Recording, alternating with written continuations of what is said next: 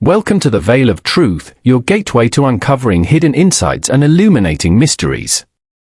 I'm thrilled you've joined our global community. Whether you're watching from a bustling city skyline or a quiet countryside, we're glad you're here. Globe showing Europe, Africa, so tell me, where are you tuning in from today? Chapter 1, The Midnight Letter. London had long surrendered itself to the quiet of the late hour. Carriages had dwindled, the lamps glowed faintly in the cold December air, and the respectable citizens of the city had all retired, leaving only the watchman and the occasional wanderer upon the streets. Hercule Poirot, however, was very much awake. He sat before the small mirror in his immaculate sitting room, putting the final stroke to his famously precise moustache. There, he murmured with satisfaction. The symmetry, it is perfection. He had just settled into his favorite armchair, its cushions plumped and arranged to his exact preference, when a sudden knock rattled the front door. Poirot lifted his brows. Visitors at such an hour were rare, visitors in a state of panic were rarer still. And the knocking continued, urgent and uneven. He rose, smoothed his waistcoat, and opened the door. A young man stood outside, breathless, pale, and soaked from the light rain that had begun falling. His coat clung to him, and his hair hung in wet strands across his forehead. But it was his eyes that caught Poirot's attention, eyes wide with dread. Monsieur Poirot, the young man stammered. I am he, Poirot replied gently. Please, come inside before you catch some most disagreeable illness. The man stepped in, trembling as though he had run for miles. Poirot guided him toward the sitting room and offered a warm towel and a cup of tea. The young man accepted both but held the cup in shaking hands. My name is Adrian Wells, he said after taking a breath. I have come because my cousin, Eleanor Rivermore, has vanished. And she left this. From the inner pocket of his coat, he produced a letter, crumpled, smeared, and strangely cold to the touch. Poirot unfolded it, his eyes narrowing as he read the hurried, uneven lines. If I vanish before dawn, know this. The Fen keeps count. And now it has come for me. Eleanor Rivermore. Poirot felt the faintest tightening in his chest, a sensation he experienced only when a mystery carried the shadow of something deeply wrong. When did you receive this, Monsieur Wells? He asked. Early this morning. But I was away last night, visiting a friend in Cambridge. I returned home and found the envelope pushed under my door. Adrian's voice trembled. I rode directly to Blackthorn Fen Manor, my family home. Eleanor's room was empty. No one had seen her since dusk yesterday. Poirot observed the young man closely. Adrian Wells was no fool, his fear was not theatrical but raw, genuine, and rooted in affection. You have spoken to the police, perhaps? Poirot asked. Yes, but they believe she left by choice. They think she was unstable. His jaw clenched. She was frightened, yes, but not foolish. Eleanor would never run away. Poirot held the letter up to the lamp's glow. The ink had bled slightly, but not from rain, no, from sweat, perhaps tears. Eleanor had written it in desperation, not theatrics. My cousin used to talk about the Fen, Adrian continued quietly. As though it were alive. As though someone, watched her. Poirot set the letter aside. Sit, Monsieur Wells. Begin at the beginning. What is this Blackthorn Fen? And why should a young woman fear it? Adrian hesitated, gathering his thoughts. Blackthorn Fen Manor sits in the middle of a vast marshland. Reeds, bogs, narrow paths, strange echoes, it's an old place, Monsieur Poirot. A place with too many stories. His voice softened. Eleanor grew up there. She was fearless as a child. But in the last months, she changed. Changed? Poirot echoed. She began hearing footsteps in empty corridors. She said someone was following her on the marsh paths. And a week ago, she told me she had uncovered a secret, something that could destroy the Rivermore family. Poirot's eyes glimmered. Ah. And did she reveal this secret? No, Adrian shook his head. She said she needed proof. Then she disappeared. His voice cracked. Poirot stood, pacing slowly in his neat, deliberate way. A letter written in dread. A disappearance dismissed by the police. A family with secrets. A lonely manor surrounded by nature that hides its tracks. A young woman who believed she was being followed. He paused. It is a puzzle most intriguing.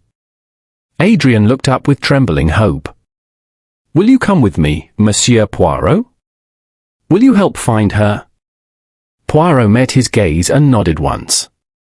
There are mysteries, Monsieur Wells, that are merely puzzles of the little grey cells. But there are others, more rare, that call for justice. I believe your cousin's plight is the latter.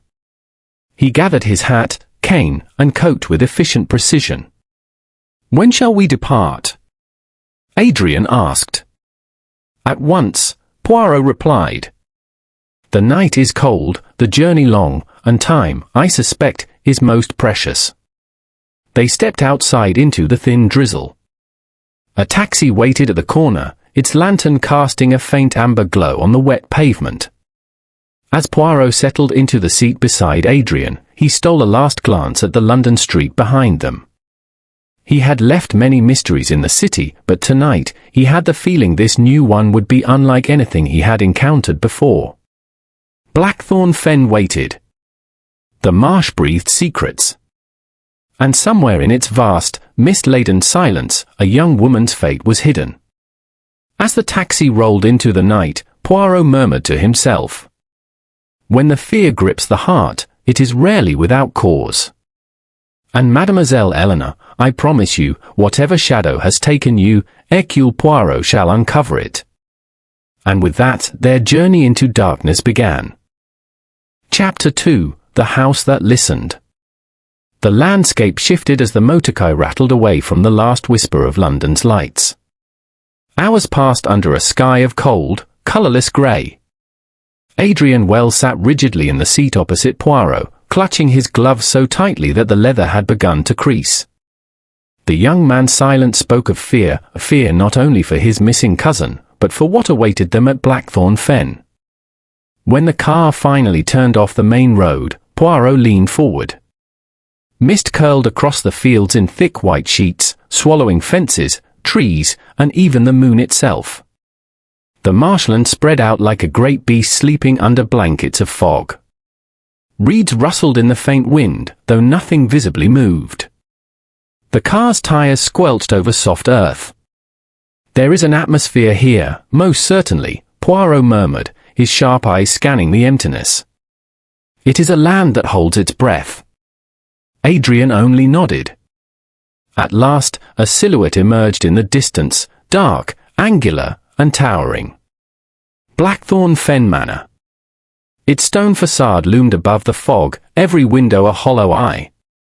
Lanterns flickered along the entrance path, their glow distorted by moisture.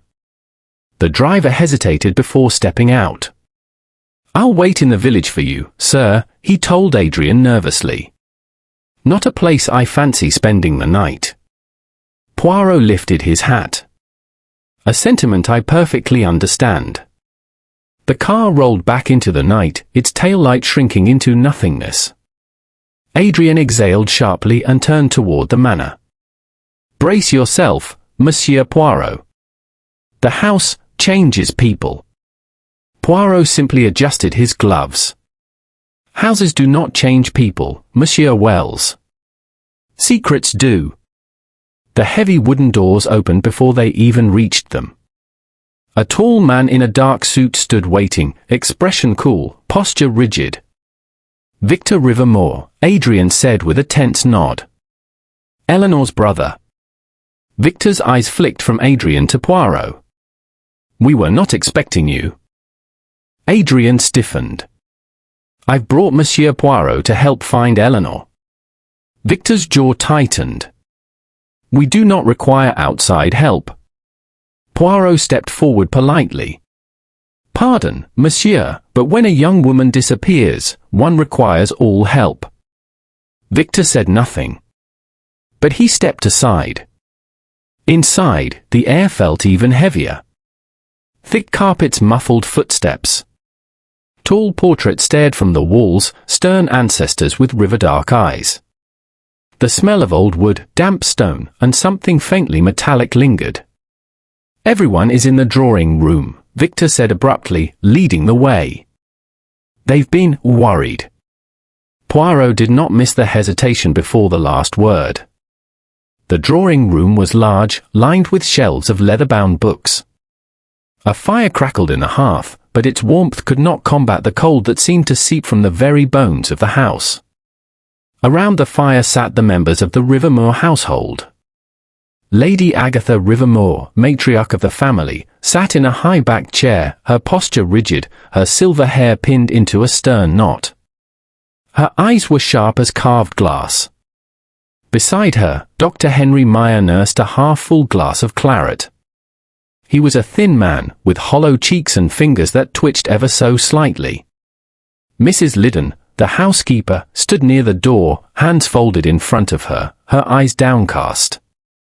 And on a small sofa, curled like a frightened bird, sat Clara Rivermore, Eleanor's younger sister. Her hands gripped a handkerchief, and her pale face spoke of sleepless nights. Adrian cleared his throat. "Everyone, this is Monsieur Hercule Poirot." Poirot bowed. "Mesdames et messieurs, I shall be as brief as the truth allows. I am here to find Eleanor." Lady Agatha sniffed dismissively. "Adrian has panicked. Eleanor is stubborn, emotional, and prone to dramatics. She has wandered before." Poirot observed her closely. Her voice was icy, but her hands were clasped too tightly on the armrest. "And yet," Poirot said gently, "she left a letter expressing fear of, how did she phrase it, the Fen keeping count. That does not sound like wandering." Dr. Meyer cleared his throat uneasily. Eleanor was troubled. She had episodes. She believed she heard footsteps, imagined shadows following her. Clara looked up suddenly. They were not imagined. Every head turned toward her. Clara's voice trembled. "I heard them too. Someone walking in the east corridor at night." Lady Agatha's face hardened. "Nonsense. This house creaks, Clara. It is old. You let Eleanor fill your head with foolishness." Poirot moved closer to Clara. "Mademoiselle, when did you last see your sister?" Clara swallowed. "Yesterday evening, just before dusk. She said she needed fresh air and was going to walk the marsh path. She seemed tense, as if she expected someone to call her back." "And did she say where she was going?" Poirot asked. Clara hesitated. "She told me she had found something. Something important." Adrian nodded. "She said the same to me." Lady Agatha shot them both a glare. Eleanor had a talent for exaggeration. Poirot turned his gaze upon the matriarch. "And yet you do not seem eager for us to discover whether her fears were warranted." Lady Agatha stiffened. "Are you implying?" "I imply nothing, madam," Poirot said smoothly. "I only observe." Victor abruptly cut in. "If Eleanor left the house, the marsh swallowed her. It happens. People think they know the paths, then the mud takes them." Clara let out a small sob. Poirot's dark eyes sharpened. "You speak with great certainty, Monsieur Victor. And yet no one claims to have accompanied her." Victor looked away. Poirot walked slowly across the room, his gaze landing on a single object near the window, a muddy footprint on the polished floorboards. Small, delicate, too small to belong to any man in the house. And fresh. He stored the observation silently. Poirot tapped his cane lightly on the floor. "I would like to see Eleanor's room." Lady Agatha's lips thinned. "At this hour? Must we endure more disturbance?" Poirot smiled politely. "Madam, a missing woman does not keep office hours." Reluctantly, Lady Agatha nodded. Mrs. Liddon led the way up the staircase. The house groaned faintly as they climbed, as though resenting their intrusion. Shadows stretched along the corridor walls, long and warped. When they reached the bedroom door, Mrs. Liddon paused. "She kept it very tidy," she whispered. "Always did." Poirot entered. The room was indeed neat, everything in its place, bed made, curtains tied back, brushes arranged in perfect alignment. But Poirot's eyes were not drawn to the order, they were drawn to the disruption. A broken perfume bottle on the floor. A single muddy footprint leading toward the balcony. And a faint scratch on the balcony door, as though someone had clawed at it while trying to keep their balance, or perhaps trying not to be dragged. Poirot bent down, touching the glass with a gloved hand. "Adrian," he said quietly, "come here." Adrian stepped forward. Poirot pointed to the footprint.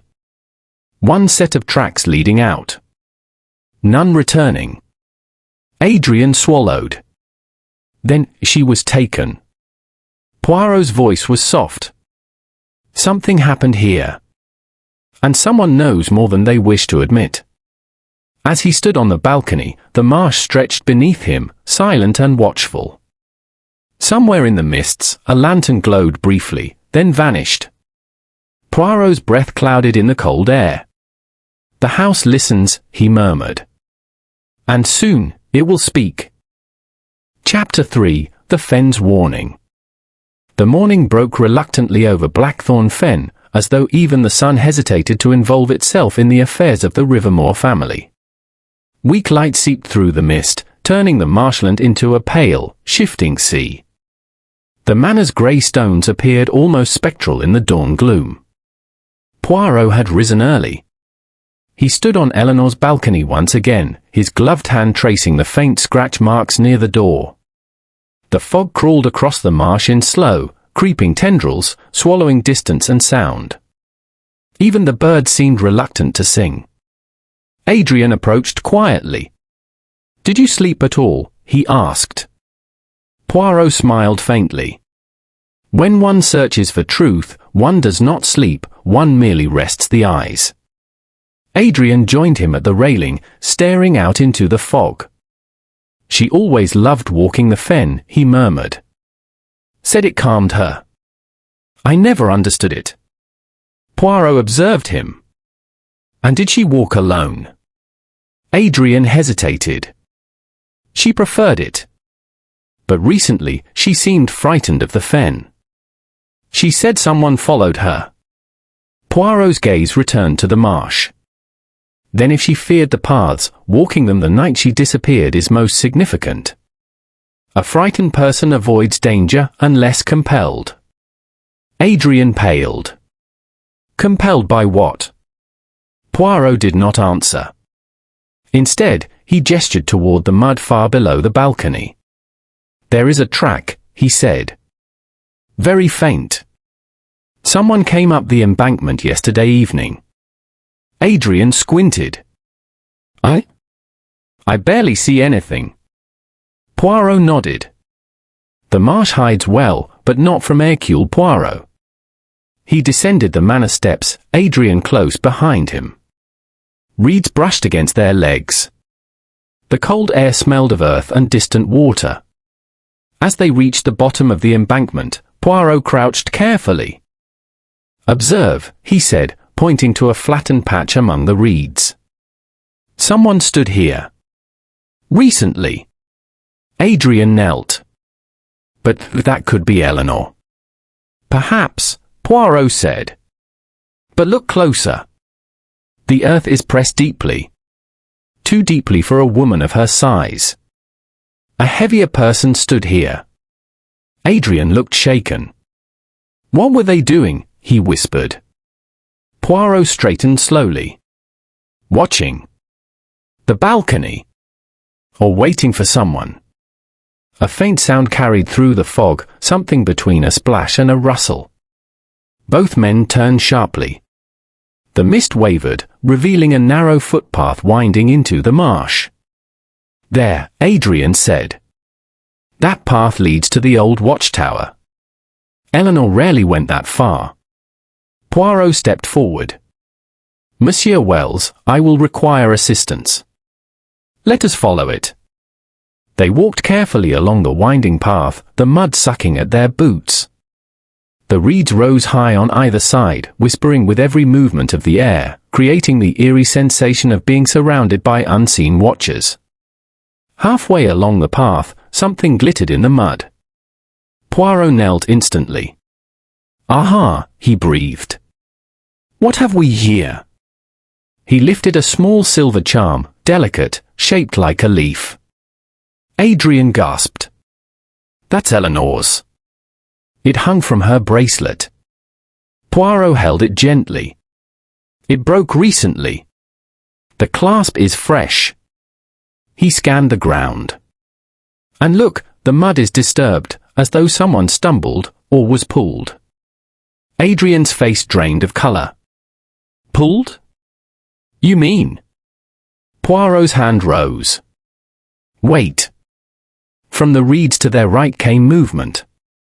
A figure darted between the stalks, almost spectral in the fog. Poirot called out, Halt!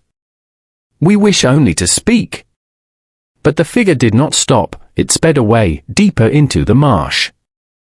The constable from the nearby village, who had joined them earlier at Poirot's request, broke through the reeds behind them, panting.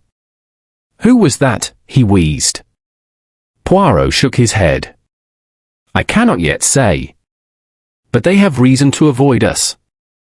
Should we pursue them? The constable asked eagerly.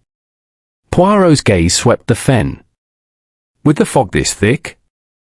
None. They know this marshland well, we do not. One wrong step and we join the ghosts beneath the mud. Adrian shivered. The constable frowned. Then what now?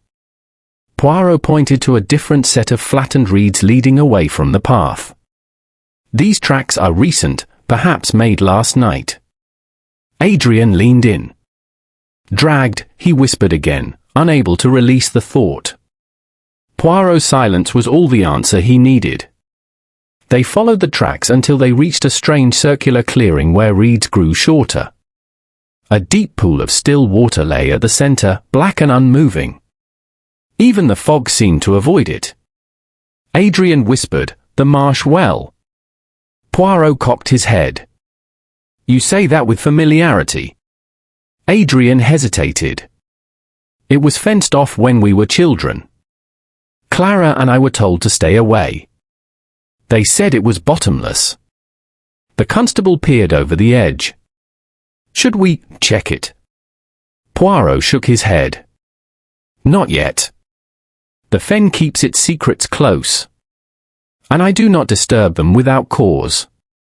He knelt again near the reeds. More mud displaced. More signs of struggle. A faint scrap of cloth, torn, and unmistakably feminine. Adrian covered his face. God! Poirot placed a steady hand on his shoulder. Take courage. A crime often reveals itself in small pieces, scattered like the reeds of this marsh. We gather them, one by one, until they show the whole picture. A sudden sharp wind swept across the fen, stirring the surface of the black water. A whispering sound rose with it, almost like a sigh. Adrian stepped back. It sounds like... Poirot finished for him. Like a warning. The constable swallowed. We should head back, sir. Before the fog thickens. Poirot nodded. Yes. The marsh has told us enough for now. As they made their way back toward the manor, Poirot paused and looked back one last time at the still, black pool. He whispered to himself, Eleanor stood here. She saw something. Something that frightened her more than the marsh itself. Then, with a sharp, knowing glint in his eyes, he added, and someone else stood here with her. When they reached the edge of the manor lawn, the fog began to lift. But the weight in the air remained. Blackthorn Fen Manor loomed with even greater menace, as though the house itself had sensed their discovery. Adrian turned to Poirot. What now? Poirot answered softly. Now, Monsieur Wells, we speak to your family again. Because someone under this roof knows exactly what happened in the marsh last night. And with that, Poirot walked toward the manor's front doors. Behind him, the fog curled slowly back over the marsh path, hiding the evidence once more, like a hand pulling a shroud across a body. Chapter 4: Shadows at Willowfold Manor. Hercule Poirot had always considered himself a man who appreciated order, symmetry, and the calm predictability of civilized life. Yet as he stood before the looming structure of Willowfold Manor that night, even he felt a faint stir of unease. The wind that swept across the hills seemed to carry with it a strange whisper, as though the very stones of the manor wished to speak of secrets buried too long. A single lantern glowed by the great oak door, its flame trembling like a frightened heart. Farida Rahman, visibly shaken but composed in her dignified way, stood beside Poirot. This is where the necklace disappeared, she said, her voice low. And where the rumors began. Rumors, Mademoiselle, Poirot murmured, stepping inside as the heavy door groaned behind them. They are like the mist, spreading, shifting, obscuring truth. But Poirot, he sees through the mist. The entrance hall was cavernous, filled with old portraits whose eyes seemed to follow them. A staircase climbed into darkness, its banister carved with twisting vines that might have been vines, or serpents. Poirot's sharp gaze missed nothing, the faint scratch marks on the floorboards, the unusual coldness near the window, the lingering scent of something metallic. Farida led him to the drawing room where the family awaited. 3 figures stood in the warm glow of the fireplace, surnamed Rahman, stern and dignified, Lady Samina, pale and anxious, and their son, Amir, whose expression hovered somewhere between worry and irritation. So, Sir Naved said, clearing his throat, you are the famed detective whom my daughter has summoned. I am he, said Poirot, folding his hands neatly. And I thank you for your courtesy. We shall begin at the beginning, if you please. Farida spoke first. The emerald necklace was kept in my mother's jewelry cabinet. Only the family knew where the key was kept. Not entirely true, Amir interjected. The servants know things. They always do. Poirot raised a finger. We do not leap to conclusions, monsieur. The truth may be stranger and more complex than it appears. Lady Samina stepped forward, her hands trembling slightly. Monsieur Poirot, it is not just the theft. There are things happening here, things we cannot explain. Her husband shot her a warning glance, but she continued. There are footsteps in the night. Whispers through the walls. And she hesitated, swallowing hard. A shadow that moves where no person is. Poirot's eyes narrowed. A shadow. Yes, she whispered. Tall, thin, almost skeletal. We saw it near the east wing 2 nights ago, but when we followed, there was nothing. And then the necklace vanished. Poirot considered this calmly, though a lesser man might have shivered. Monsieur Rahman, he said, turning to Sir Naved, may I see the jewelry cabinet? Sir Naved led them down the corridor to a room that smelled faintly of lavender and dust.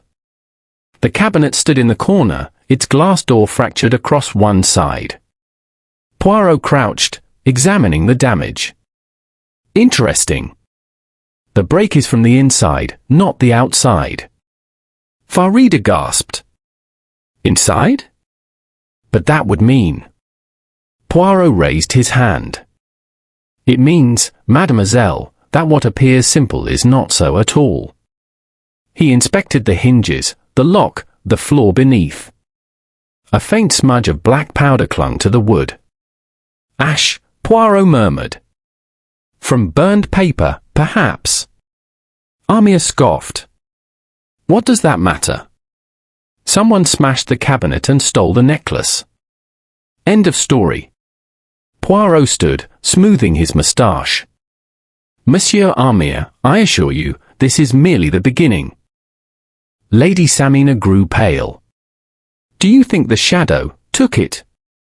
No shadow takes jewels, madam, Poirot replied gently. But a person may use a shadow for their purpose. A sudden knock startled them all. A maid reluctantly entered. Begging your pardon, sir, but cook says she heard something in the east wing again. Like someone moving furniture. But there is no one there. Sir Knave's jaw tightened. Again? This is getting absurd. Poirot's eyebrow rose. If it is not inconvenient, I would like to see this wing. Farida swallowed. Monsieur, are you certain? It is cold there. And dark. And the noises. Darkness, Poirot said lightly, is merely the absence of light. Nothing more. Yet as they approached the east wing, the corridor grew markedly colder. Even Poirot felt a chill creeping beneath his immaculate coat.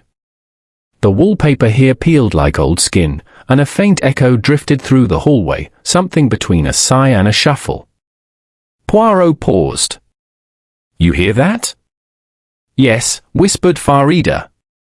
It comes every night. The maid clung to the wall, trembling. There, Lady Samina whispered suddenly, pointing at a door at the end of the corridor. It was that room. The shadow stood there. Poirot approached the door slowly. It was slightly ajar. He pushed it open. The room inside was empty, eerily so. No furniture. No curtains. Only dust. But across the far wall were dark marks, like long fingers dragged through soot. Farida gasped. What is this? Poirot stepped closer, studying the marks. They I knew, he said quietly. Made within the last 2 days. But why would anyone come here? Sir Knave demanded. This room has been unused since. He stopped abruptly. Since when, monsieur? Poirot pressed gently. Sir Knave hesitated, then said in a low voice, since my brother died here 10 years ago. A strange silence filled the room. And how did he die? Poirot asked. Sir Knave's eyes flickered. He fell. From that window. Poirot turned towards the large, cracked window pane. Outside, the night wind howled through a gap in the frame. A fall, Poirot murmured. A shadow. A broken cabinet from the inside. And a necklace missing. His voice grew quiet, thoughtful. And someone in this house knows far more than they are saying.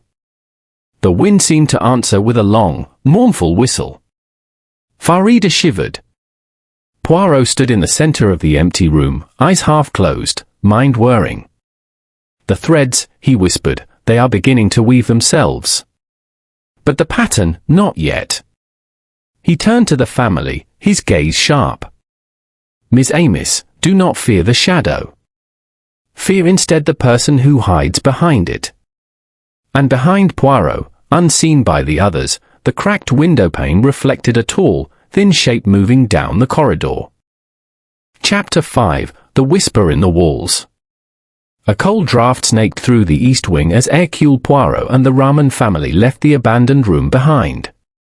Farida clutched her shawl tightly around her shoulders, her face pale but resolute. The others walked in uneasy silence, the echoes of their footsteps sounding far louder than they should have in an empty corridor. Poirot paused at the junction of two hallways, his eyes narrowing thoughtfully. "Mademoiselle Farida, would you be so kind as to show me the servants' staircase?" "The servants' staircase," she repeated, confused. "Why that one, Monsieur Poirot?" "Because, mademoiselle, it is the quiet route, the one a person uses when they wish not to be seen." Farida nodded reluctantly and led him down a narrower hallway with low ceilings and dim lamps. The staircase was steep, wooden, and worn from decades of careful feet. As they descended, Poirot brushed a fingertip along the banister and paused. "Dusty," he said softly. "Yet the dust has been recently disturbed." Amir rolled his eyes. "All stairs have dust, Monsieur Poirot. This is an old house." Poirot looked at him with exaggerated patience. "Oui, monsieur.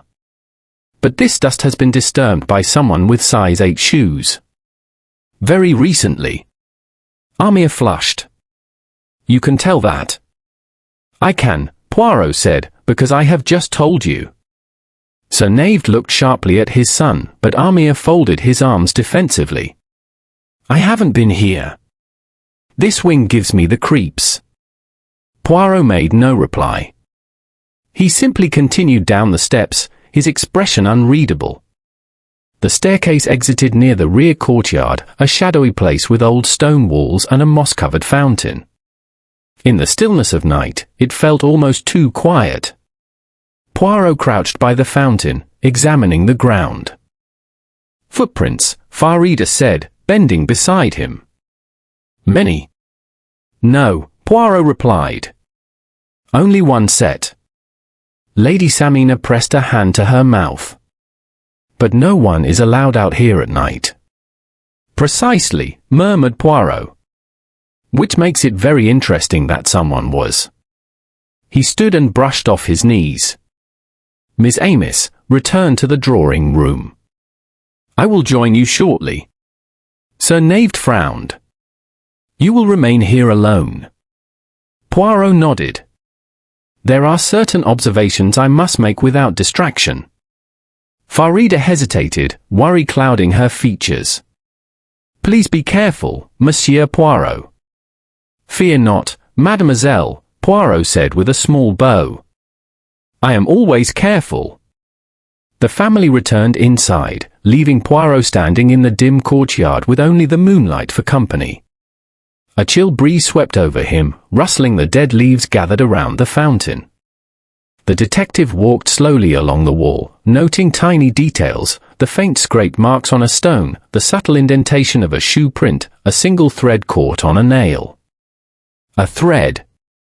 Long black. Coarse. Poirot held it to the light, his expression sharpening. "Ah," he murmured, "so the shadow wears a coat." He tucked the thread carefully into his pocket and continued his inspection. It was then he heard it, a faint whisper behind the wall. He straightened, every sense alert. Another whisper. A breath? A voice? The wind? Poirot pressed his ear to the stone. Nothing. Then, a scrape, like something dragging across the floor inside the house. Poirot stepped back, looking up at the dark windows above. The sound continued, slow, deliberate, heavy. Not the wind. Not imagination. Someone was moving in the east wing again. But the family was in the opposite part of the manor. Poirot's eyes gleamed with understanding. "Alice," he whispered, "the rat returns to its hole." He hurried inside through the servants' entrance and climbed the staircase with surprising agility for a man of his neat and precise habits. As he reached the landing, he paused, listening carefully. The sound came from the same unused room, the one where Sir Naved's brother had died. Poirot approached quietly, but before he could reach the door, it slammed shut with a violent crack. Farida's scream echoed down the corridor. "Monsieur Poirot!" He turned to find her running toward him, her face white. "Mother, she's fainted. Come quickly." Poirot hurried after her. Lady Samina lay collapsed on a chaise in the drawing room, trembling violently. Sir Knave knelt beside her, panic etched on his usually composed features. She said she saw something again, Farida whispered. Something behind the window. Lady Samina's voice came out in a broken whisper. Eyes, watching, from the garden, tall, thin. Poirot held her wrist gently, feeling her pulse. Madam, calm yourself. You are safe. No, she breathed. Not here. Not while it walks. Before Poirot could question her further, the door opened and the butler, an elderly man named Harris, entered with a tray of smelling salts. My apologies, Sir Knave, Harris said, bowing, but the lantern in the east wing has gone out again. Sir Knave's expression tightened. Again? We replaced it yesterday. Yes, sir, Harris said. But it was smashed. Poirot's head snapped up. Smashed? Not simply extinguished. Smashed, sir, Harris repeated. Glass everywhere. Poirot exchanged a meaningful look with Farida. Miss Amos, he said quietly, our shadow grows bolder. The room fell silent. And such boldness, Poirot added, his voice low and thoughtful, belongs not to a ghost, but to a very desperate human. Amir snorted. Then catch him. Whoever it is. Poirot nodded. I intend to. But first, I must ask you all something. Who among you benefits from the disappearance of the emerald necklace? Sir Knave looked offended. Are you implying? Poirot raised a calming hand. I imply nothing. I merely ask a question. Amir looked away. Lady Samina trembled. Farida stared at the fire, her jaw tight. Poirot watched them closely, reading each tiny flicker of emotion. And now, he said, one more thing, is everyone in this house accounted for? Harris cleared his throat. Well, not entirely, sir. Everyone turned to him. Not entirely. Sir Knave repeated sharply. The butler swallowed. One of the servants. Lydia, she has not reported to the kitchen since yesterday morning. Lady Samina gasped. Lydia? Why did no one tell me? She has a habit of sneaking away for a night or two, madam, Harris said. We assumed she had gone to visit her sister. Poirot's eyes gleamed. Her sister lives where? In the village, sir, Harris replied. And have you confirmed this? Harris hesitated. No, sir.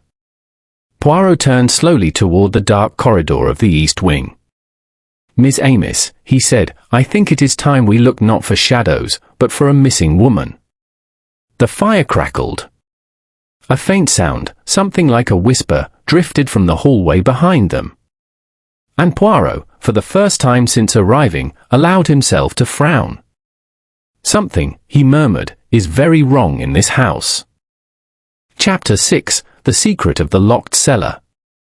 A restless wind moaned across the manor grounds that night, rattling the windows and whispering through the cracks like a living thing. Willowfold Manor seemed to breathe with unease. Poirot walked its dim corridors with deliberate steps, his eyes sharp, his mind sharper. Something hidden lay beneath the surface, something darker than a mere theft. And, as he reminded himself, a missing maid is no small matter. After settling Lady Samina and reassuring the family, Poirot excused himself. There is a question I must investigate alone, he said. One that may lead us toward clarity, or deeper into the fog. Farida followed him to the door. Monsieur Poirot, please be careful. The house feels wrong tonight. Poirot gave a small, reassuring smile. It is only truth that is frightening, mademoiselle. Not shadows. But the moment he stepped into the corridor, he felt it, that strange, unnerving sensation he had felt only a few times in his life. He was being watched. He turned sharply. No one. Only the long hallway disappearing into darkness. Poirot clicked his small lantern on and headed toward the servants' quarters. He inspected Lydia's room first. It was tiny, neatly kept, with a blanket folded perfectly at the foot of the bed. The wardrobe was slightly ajar. Inside, Lydia's dresses hung neatly, except for one hanger at the end, swinging gently though the air in the room was completely still. Poirot's eyes narrowed. Someone searched here. He examined the floor carefully. A few grains of soil near the door. A small black scuff mark. And, behind the wardrobe, a piece of paper curled like a dying leaf. He retrieved it. A torn half of a note written in shaky handwriting. Meet me after dark. Bring the key. Do not tell. The rest was missing. Poirot pursed his lips. Ah. The key. Which key? To the jewelry cabinet? To the manor? Or something else entirely? He noticed a faint scent lingering in the room. Smoke? No, something more acrid. Burnt cloth? Burnt hair? Poirot frowned. This is not normal. He tucked the note inside his pocket and followed the trail of soil leading out of Lydia's room and toward the back staircase. As he reached the bottom step, he paused. The cellar door stood slightly open. Curious, he murmured. The butler claimed the cellar was always locked. He tried the handle. Unlocked. He descended into the darkness. The cellar was colder than the rest of the manor, as though sunlight had never graced its stone walls. Poirot's lantern cast an eerie glow across dusty shelves, crates, and cobwebs thick as curtains. Something dripped in the far corner, slow, steady, rhythmic. But Poirot remained calm. Precision in observation always trumped fear. As he moved deeper into the cellar, he found the source of the dripping. A cracked pipe. Water pooled beneath it. Yet, something was off. A faint smell, not water, not mold. Blood. Poirot stiffened. He moved his lantern slowly across the floor. And then he saw it. A small smear of dried blood trailing toward a wooden door at the very back of the cellar, half hidden behind boxes. Mon Dieu, he whispered. What have we here? He approached the door carefully. The air grew colder. His breath fogged. He reached for the handle. Locked. He stepped back, examining the lock with meticulous detail. Scratches around the keyhole. Someone had forced it once. Recently. Poirot tapped the wood lightly. Hollow. A hidden room. He retrieved a thin metal tool from his pocket, one he occasionally carried for such delicate operations. In moments, the lock clicked open. He pushed the door slowly.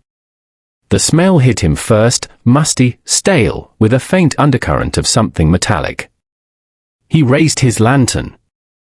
Inside was a tiny chamber no larger than a cupboard. Empty shelves. A cracked mirror. And, on the ground, a pile of burnt paper and cloth. Poirot crouched. Something glinted beneath the ashes.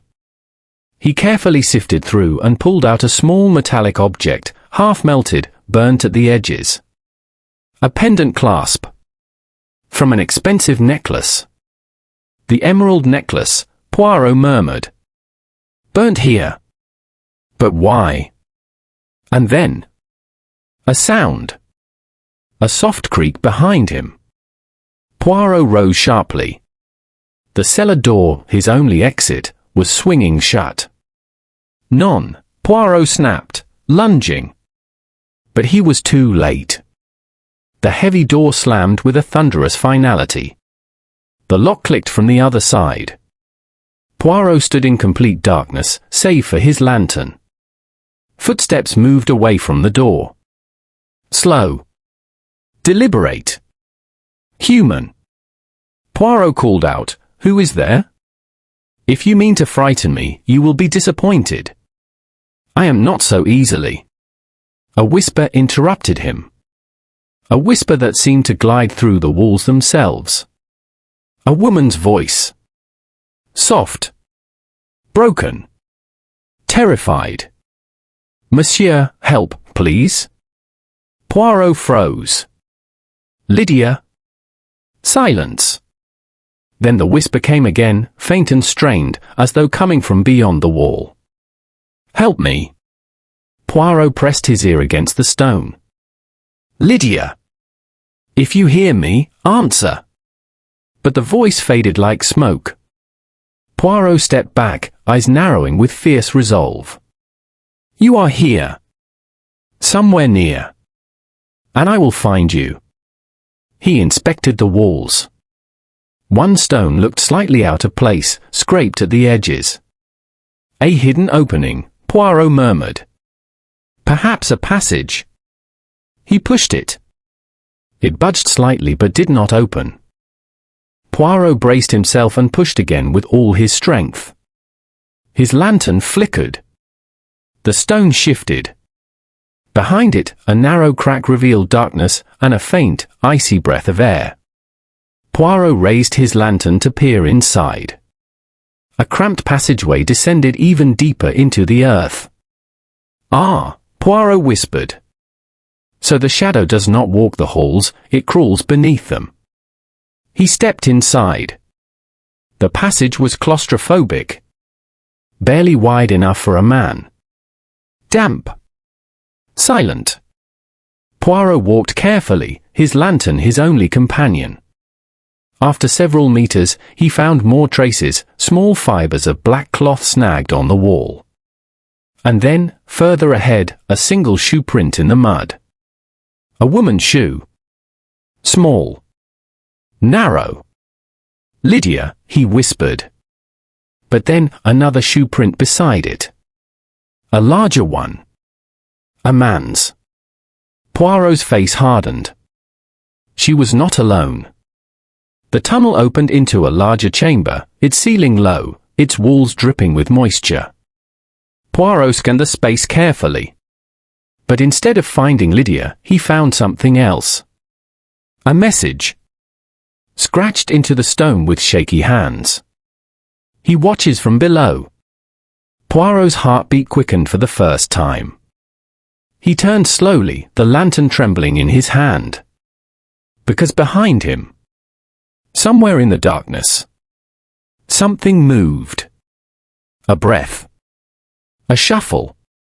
A low, rasping exhale. Poirot steadied himself. "Show yourself." Silence. Then, a voice. Deep. Low. Almost inhuman. "You should not have come here, Monsieur Poirot." The lantern flickered violently. And went out.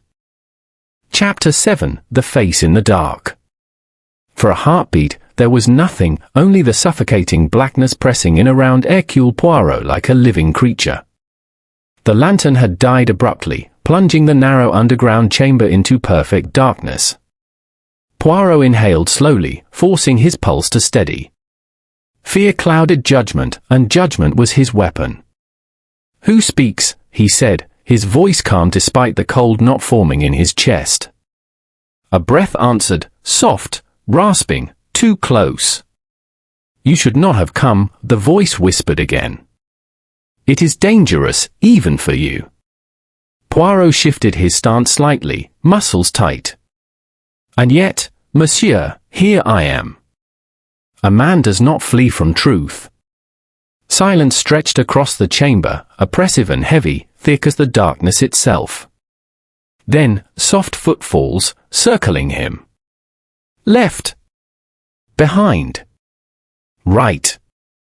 Poirot forced his breathing to remain controlled. "If you wish to speak, speak." If you wish to strike, do so. But this cat-and-mouse routine, ABN, it is childish. A low chuckle echoed through the blackness, dry, humorless. You do not understand this house, nor what lies beneath it. Poirot's hand brushed the rough stone wall beside him. He moved his fingers slowly along its surface, searching for a corner, a protrusion, anything to anchor himself. You are familiar with the tunnels, Poirot said softly. Therefore you are someone who has lived here. Or worked here. The footfall stopped. Poirot continued, voice steady. You know the cellar. You know the secret door. You know the maid Lydia. And you know the necklace. His words cut through the darkness like a blade. The voice hissed, an involuntary slip. Poirot pressed forward. You have hidden something. Or someone. Why? The sound moved behind him, as though the speaker paced like a restless animal. She should not have looked, the voice muttered. She should not have taken the key. Poirot stilled. Lydia took the key. A groan, agitated, frustrated. The necklace was not meant for her. Not meant for anyone. Yet someone wanted it, Poirot said. Enough to frighten an entire household. The voice trembled. Frighten? No, that came later.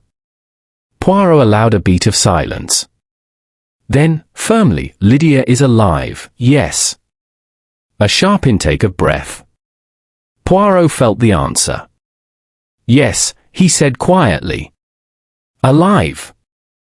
But afraid. The voice whispered, she hides from the others, from him. Him? Poirot's eyebrows lifted slightly. There is another. Silence. Poirot's mind assembled pieces faster than his words. The burnt cloth. The secret note. The hidden room. The whisper through the walls. And the shadow, described as tall, thin, skeletal. He took a calculated step forward. Monsieur, am I speaking to the shadow? A choked sound burst through the darkness, half laugh, half sob. I am not a shadow, the voice rasped. I am what he made me. Poirot froze. The voice continued, trembling, human, desperate. I only wanted to protect her. To protect everyone. But he will come. Poirot's voice softened with precision. Who is he? No answer. Poirot moved slowly toward the faint sound of breathing, hands outstretched. If he could grasp even a sleeve or a wrist. But the breathing shifted away, retreating into the black. Poirot followed carefully, his shoes scraping softly on the dirt. Stop, the voice whispered. You must not follow. Poirot's tone sharpened. If not you, then who threatens this house? Sir Knaved? Amir? Someone else? Not them. The voice trembled. The dead man lives. Poirot blinked. Sir Knave's brother, he said quietly. The man who fell from the window. A strained whisper answered, he fell, because someone pushed him. Poirot's heart thudded once, hard. And you know who? Silence. Poirot took a step closer to the sound. Then tell me. You fear him, but I do not. A rasping breath.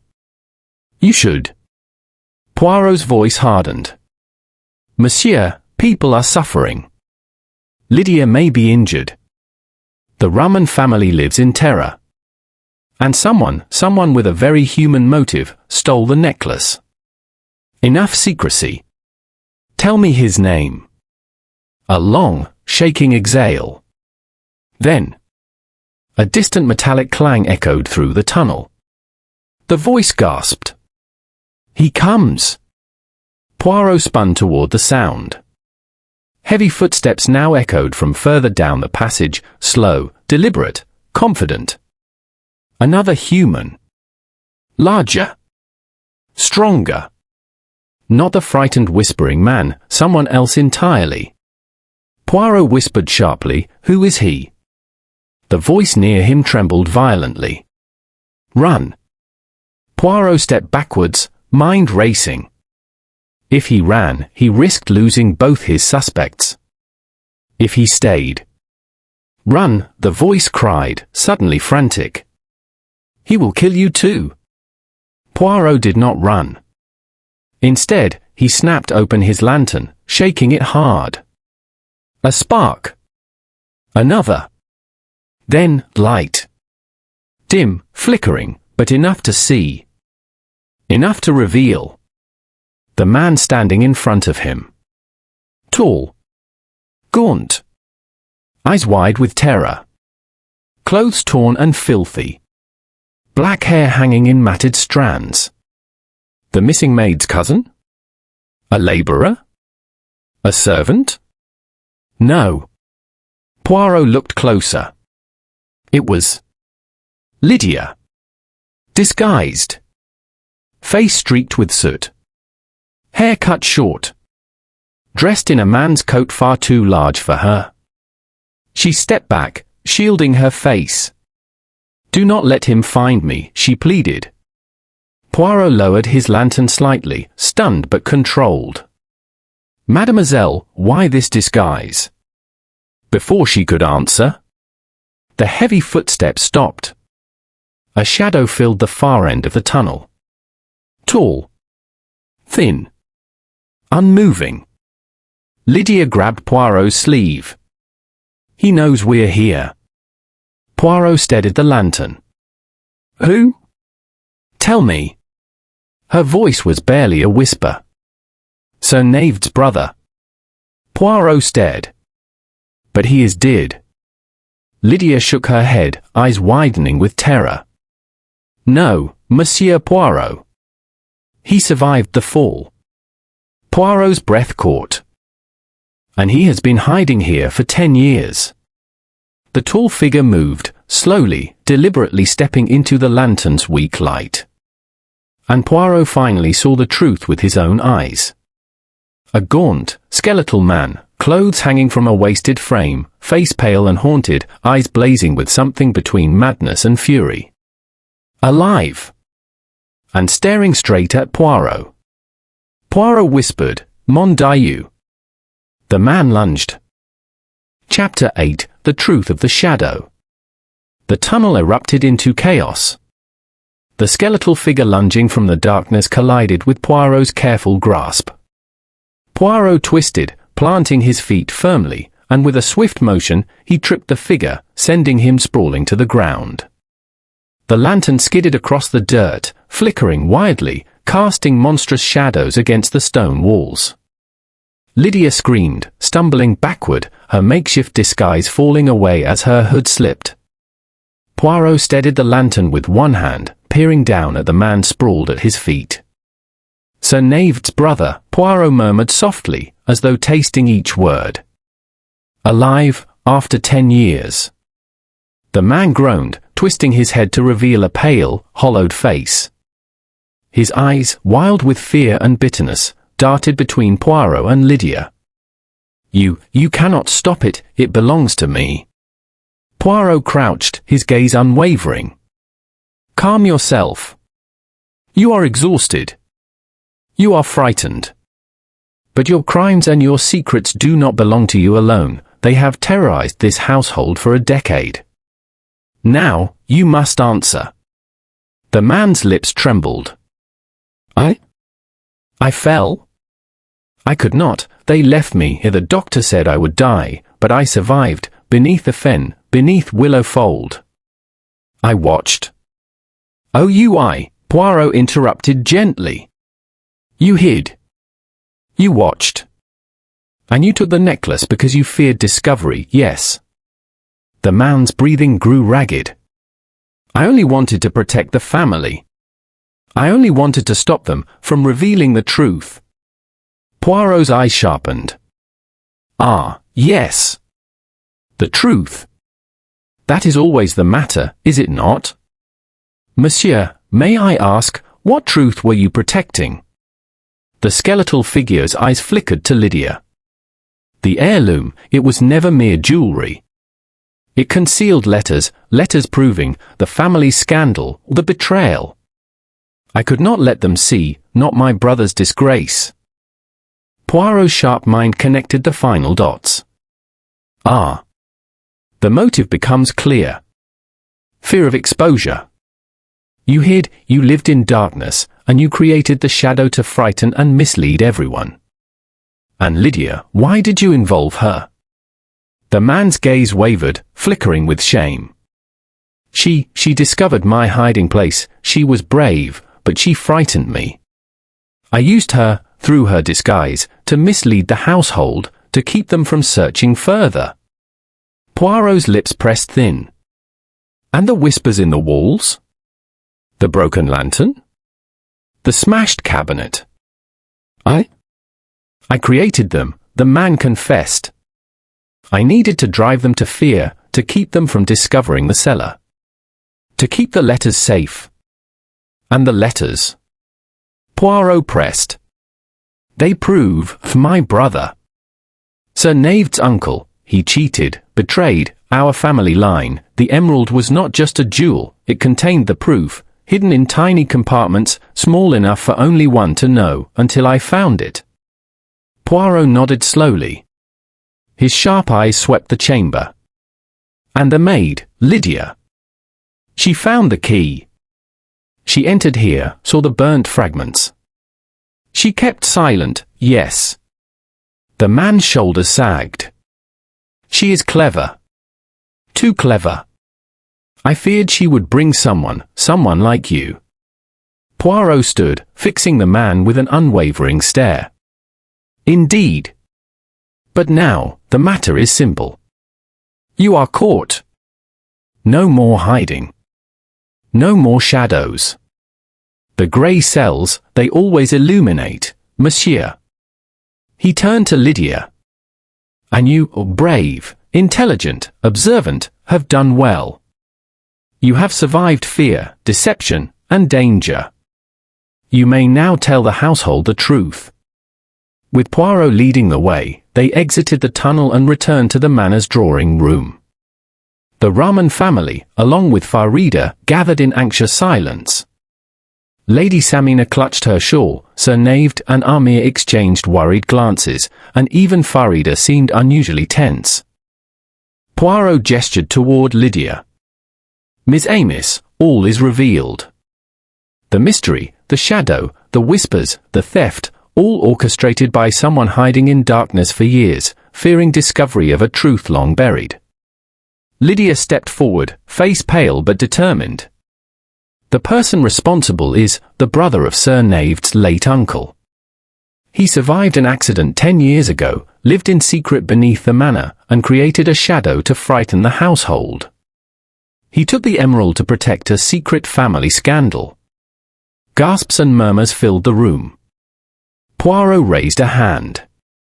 But that is not all. He was aided by deceit and terror, yet he could not account for courage. The maid discovered his hiding place, entered, but survived.